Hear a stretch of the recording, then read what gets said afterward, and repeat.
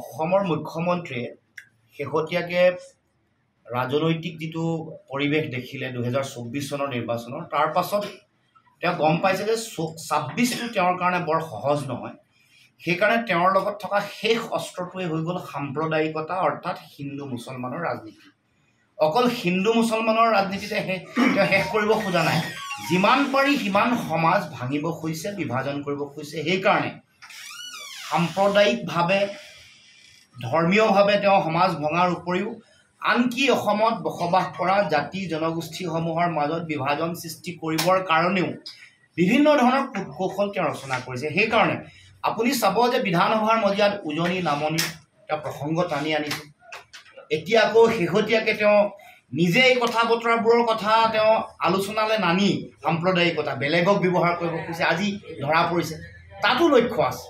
আনকি কিছুমান গান সৃষ্টি কৰি দিছে, এই গানবোৰ কাৰ তাতো মানুহৰ সন্দেহ আছে। তাৰমানে বিভিন্ন ধৰণৰ অস্ত্ৰ শস্ত্ৰ, বিভিন্ন ধৰণৰ তেওঁ বিভিন্ন শক্তি, বিভিন্ন তেওঁৰ লগত জড়িত হৈ থকা AIDF-কো তেওঁ ব্যৱহাৰ কৰিছে। AIDF-ৰ যোগেদি প্ৰতিবাদ সাব্যস্ত কৰোৱাইছে। তাৰ পাছত মুছলমানৰ সংৰক্ষণ দাবী উত্থাপন কৰিছে। এই গোটেই কথা বতৰাবোৰৰ লগত এটা ডিজাইন আছে। আৰু বেলেগ বেলেগ শক্তিবোৰকো চেষ্টা কৰিছে তেওঁলোকক ইয়াত তেওঁলোকে এই গোটেই হিন্দু মুছলমানৰ খেলখনত অংশগ্ৰহণ কৰোৱাই তেওঁ যাতে এটা সাম্প্ৰদায়িক সংঘৰ্ষৰ পৰিৱেশৰ মাজলৈ লৈ যাব পাৰে, গোষ্ঠী সংঘাত সৃষ্টি কৰিব পাৰে। কিন্তু এটা কথা মনত ৰাখিব যে অসমৰ ৰাইজক যিমান পৰিচিত নকৰক লাগিলে, যিমানে তেওঁ এনেকুৱা ধৰণৰ সাম্প্ৰদায়িক ৰাজনীতি খেল নেখেলক লাগিলে, যেতিয়া বাবৰি মছজিদ ধ্বংস কৰিছিল তেতিয়াও অসমৰ মানুহক সাম্প্ৰদায়িকতাৰে উন্মাদ কৰিব পৰা নাছিল। তাৰ বিপৰীতে অসমৰ ৰাইজে সমগ্ৰ ভাৰতবৰ্ষৰ মানুহলৈ এটা বাৰ্তা দিছিল। হাজোৰ হয়গ্ৰীৱ মন্দিৰৰ পৰা পুৱামক্কালৈ সমন্বয়ৰ শোভাযাত্ৰা কৰি কৈছিল যে অসমে কেতিয়াও সাম্প্ৰদায়িকতাৰ খেলখনত মায়াজালত ভৰি নিদিয়ে।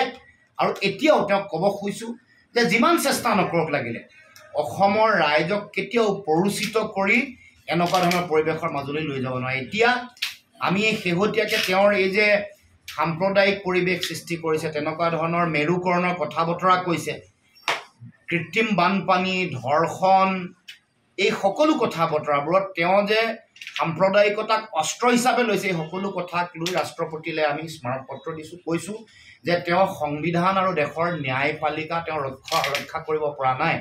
তেওঁ হ'ল সংবিধান আৰু আইনৰ তেওঁ ৰক্ষক, কিন্তু তেওঁ ৰক্ষা কৰিব পৰা নাই।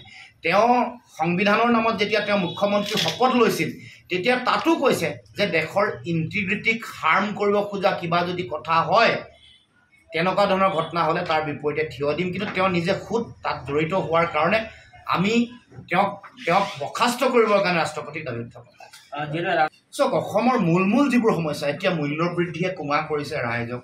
অসমৰ কৃষক, শ্ৰমিক, সাধাৰণ জনতাৰ এতিয়া অৱস্থা এতিয়া খুব বেয়া। তাৰ লগে অসমৰ জাতীয় সমস্যাবোৰ সমাধান কৰা নাই। 6 জনগোষ্ঠীৰ জনজাতিকৰণ হোৱা নাই। অসম চুক্তিৰ 6 নম্বৰ দফা কাৰ্যকৰী কৰা নাই। অসম চুক্তি নিৰ্দিষ্ট সময়ৰ ভিতৰত কাৰ্যকৰী কৰিম বুলি কৈছিল, নকৰিলে। কা জাপি দি অসম চুক্তিৰ 5 নম্বৰ দফা নাইকিয়া কৰিলে। গতিকে সীমান্ত চিল কৰা নাই। গতিকে সকলো ধৰণৰ জাতীয় বিষয় বা যিবোৰ তেওঁলোকে প্ৰতিশ্ৰুতি দিছিল একো পালন কৰা নাই। তাৰমানে খিলঞ্জীয়া মানুহৰ অধিকাৰ, ভূমিৰ অধিকাৰ, ভাষা ৰক্ষা কৰা, ৰাজনৈতিক অধিকাৰ সুৰক্ষিত কৰা যিবোৰ কথা, এইবোৰত চৰকাৰে কোনো ধৰণৰ কাম কাজ কৰা নাই। টোপোলা বান্ধি যাব লাগিব বুলি কৈছিল, কিন্তু আমি দেখিলোঁ যে 16 মে'ৰ পিছত বিদেশী টালি টোপোলা বান্ধি যোৱাৰ বিপৰীতে তেওঁলোকে আৰু 2014 চনলৈকে অবৈধ বিদেশী বোজা জাপি দিবলৈ কা এখন জাপি দিয়ে। আৰু শেহতীয়াকৈ তেওঁলোকে কোনো বিদেশী না চিনাক্তকৰণ কৰিছে, ভোটাৰ তালিকাৰ পৰা তেওঁলোকৰ নাম কৰ্তন কৰিছে বা তেওঁলোকক বহিষ্কাৰ কৰিছে। 5 নম্বৰ দফাটো নাইকিয়া হৈ গ'ল। তাৰমানে কা জাপি দিয়াৰ লগে লগে অসম চুক্তিৰ মূল আত্মা 5 নম্বৰ দফা মূল্যহীন হৈ পৰিলে। গতিকে বিদেশী নাগৰিকৰ চিনাক্তকৰণ, বহিষ্কৰণক লৈ এইখন চৰকাৰে কোনো দায়িত্ব পালন কৰা নাই। আনকি 2খন ট্ৰিবিউনেল বন্ধ কৰি বিদেশী নাগৰিকৰ গোটেই বিষয়টোক তেওঁলোকে বন্ধ কৰিবৰ কাৰণে নাইকিয়া কৰিবলৈ উঠিব।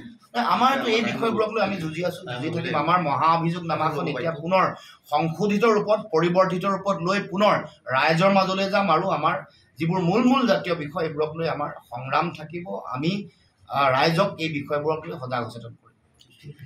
যিকোনো খবৰৰ বাবে যোগাযোগ কৰক 7099017330 অথবা 70990173